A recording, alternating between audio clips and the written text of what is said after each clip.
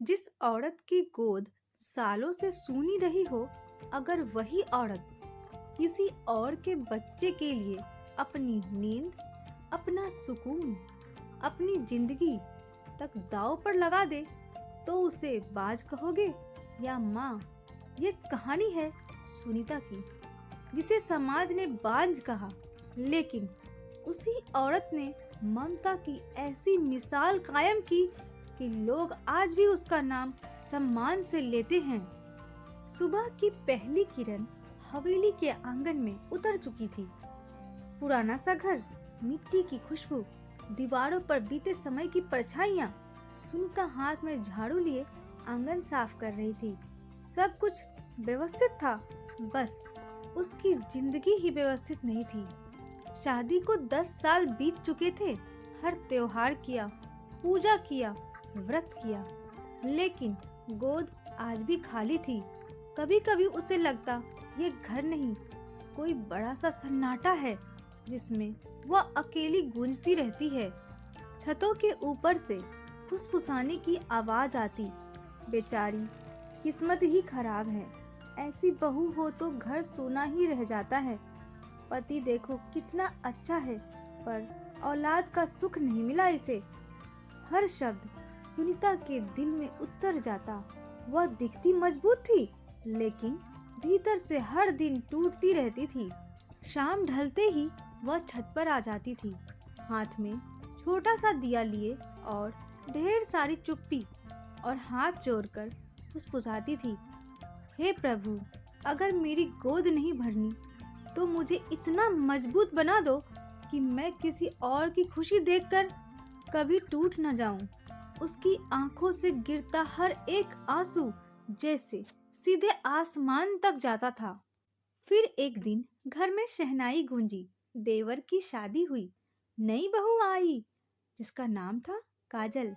सुनीता ने मुस्कुराकर उसका स्वागत किया और कहा, डर मत काजल, ये घर अब तेरा भी है और मैं तेरी बड़ी बहन हूँ।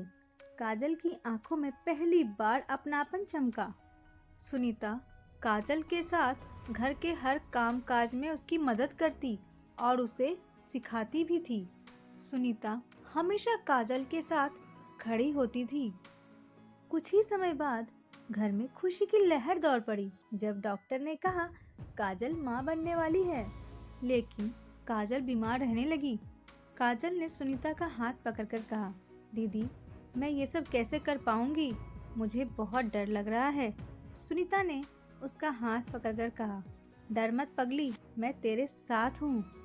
अब तू अकेली नहीं है, मैं हमेशा तेरे साथ रहूंगी। समय बीता। अब वो दिन आ गया था जिसका सभी को इंतजार था। डिलीवरी का दिन। अस्पताल की दीवारों में तनाव भरा था।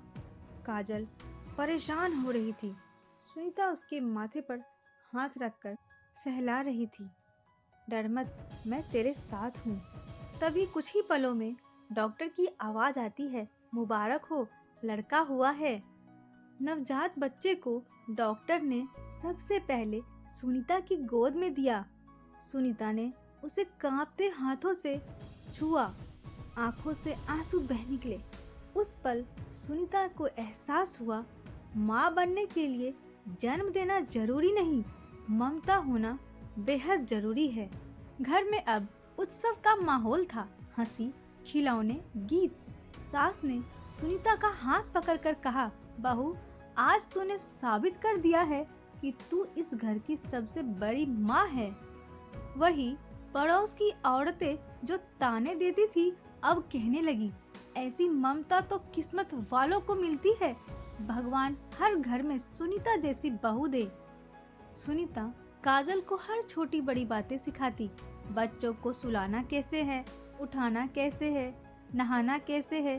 काजल बहुत ही भावुक हो जाती और कहती, दीदी, आप सिर्फ मेरी जेठानी नहीं हो, आप मेरी माँ जैसी हो। सुनीता बच्चे को बहुत ही प्यार करती थी। अपनी बाहें फैलाकर कहती, आजा बेटा आजा, और बच्चा लड़खड़ाता हुआ उसकी गोद में गिर जाता। कुछ ही दिनों बाद बच्चा बीमार पड़ गया। सुनीता अपनी गोद में लिए हुए बस एक ही रट लगाए जा रही थी, मैं तुम्हें कुछ भी नहीं होने दूंगी। मेरे रहते तुझे कुछ नहीं होगा बेटा। सुनीता भगवान के सामने बैठकर फूट फूट कर रो रही थी। भगवान, मेरी खुशियां ले लेना, बस इसे कुछ मत होने देना। और भगवान ने सुनीता की प्रार्थना स्वीकार कर ली। बच्चा ठीक हो गया और घर की खुशियां लौट आई। अब काजल और सुनीता सिर्फ रिश्ते से नहीं, दिल से जुड़ चुकी थी। दोनों बच्चे के साथ हंसती, खेलती, मुस्कुराती रहती थी, जैसे दो बहनें और दो माएं। अब सारा मोहल्ला कहता, ममता की मूरत है ये औरत, इसी को तो असली माँ कहते हैं। एक दिन बच्चा तुतलाया, माँ माँ माँ। सब सांसें रोककर सुनने लगे। फिर बोला, मम्मा, और अपनी हाथ सुनीता की ओर बढ़ा दिया। उस पल मानो सुनीता ने सब कुछ पा लिया। सारी बातें सुनीता की आंखों में चमक रही थी। सुनीता ने मन ही मन कहा, आज मैं सच में माँ बन गई। बच्चा काजल से ज्यादा सुनीता को पसंद करता था।